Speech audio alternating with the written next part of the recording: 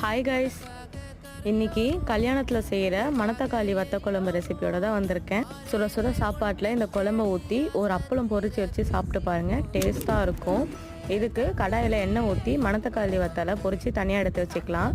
அதே கடாயில் நல்லெண்ணெய் ஊற்றி ஒரு ஸ்பூன் கடுகு, ஒரு ஸ்பூன் ஜீரகம், 10 பூண்டு, 20 சின்ன வெங்காயம் போட்டு வதக்கிட்டு ஒரு தக்காளியை அரைச்சி 2 நிமிஷம் வதங்கின பிறகு ஒரு spoon Kashmir red chilli powder, அரை ஸ்பூன் மஞ்சள் பொடி சேர்த்து 2 நிமிஷம் வதக்கிட்டு சுருண்டு வதங்கின உடனே ஒரு ஸ்பூன் குழம்பு மிளகாத்தூள் சேர்த்து ஒரு நெல்லிக்காய் அளவுக்கு புளி தண்ணியை கரைச்சி ஊற்றிட்டு 1 டம்ளர் தண்ணி ஊற்றி உப்பு போட்டு நல்லா கொதிக்க விடுங்க.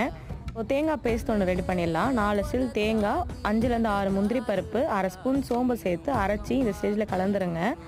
கூடவே 1 டம்ளர் தண்ணி ஊற்றி குழம்பு நல்லா கொதிக்க விடுங்க. 5லேருந்து 6 நிமிஷம் கொதிக்கட்டும். 1 ஸ்பூன் வெல்லம், மணத்தக்காளி வத்தலை கொட்டிட்டு எண்ணெய் ஊற்றி பெருங்காயத்தூள், ஒரு கொத்து கருவேப்பிலை தாளிச்சு கொட்டினா குழம்பு ரெடி.